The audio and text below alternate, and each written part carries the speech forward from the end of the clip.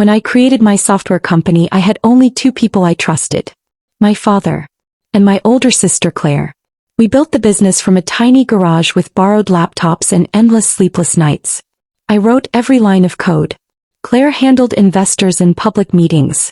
As the company grew, everyone began calling her the genius behind our success. I didn't care. We were family. Or so I thought. 5 years later, a global technology company offered to buy our startup for $1.2 billion. It was the opportunity of a lifetime.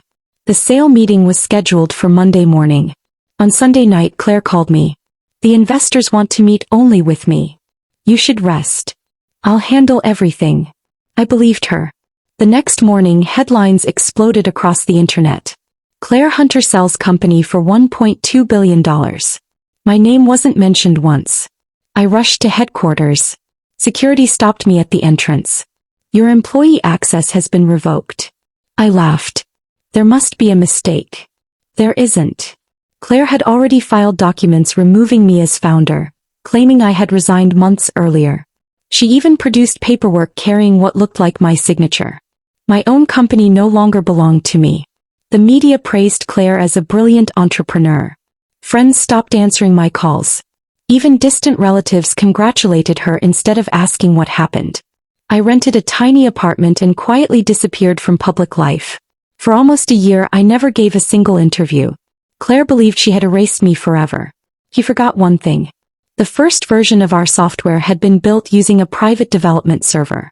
Every update, every login, every ownership change, every conversation had been automatically archived. The server belonged to me. While cleaning old hard drives, I found a forgotten backup containing thousands of time-stamped emails. One message changed everything. It was from Claire herself. I know the software belongs to you, but investors trust me more. Don't worry. You'll always have a place beside me. The email had been sent years before the company became famous. Along with it were development logs proving I had created every major feature. Patent drafts. Original source code. Private recordings. Everything. My legal team smiled. We don't need revenge. We only need the truth. Within weeks, courts ordered a forensic investigation. Technology experts verified every file. The fake resignation documents collapsed under examination. Claire's signatures matched digital editing software. Mine didn't.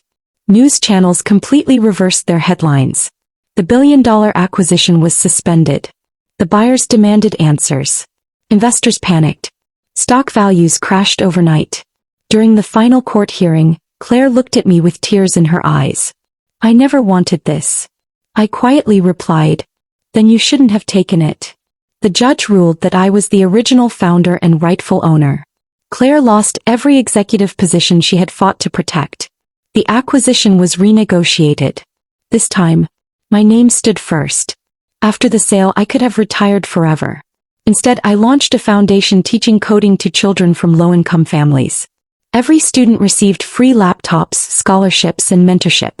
People often asked why I wasn't angry anymore. I always gave the same answer. Success is temporary. Character stays.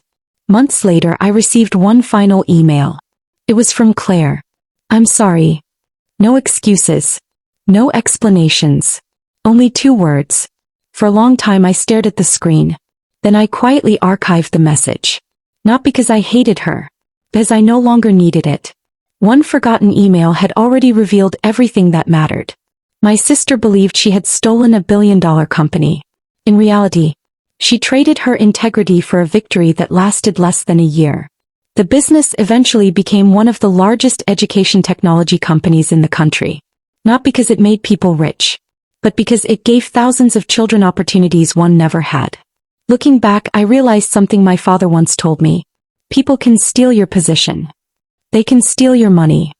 They can even steal your name. But they can never steal the work you truly created. And in the end, that truth became worth far more than $1 billion.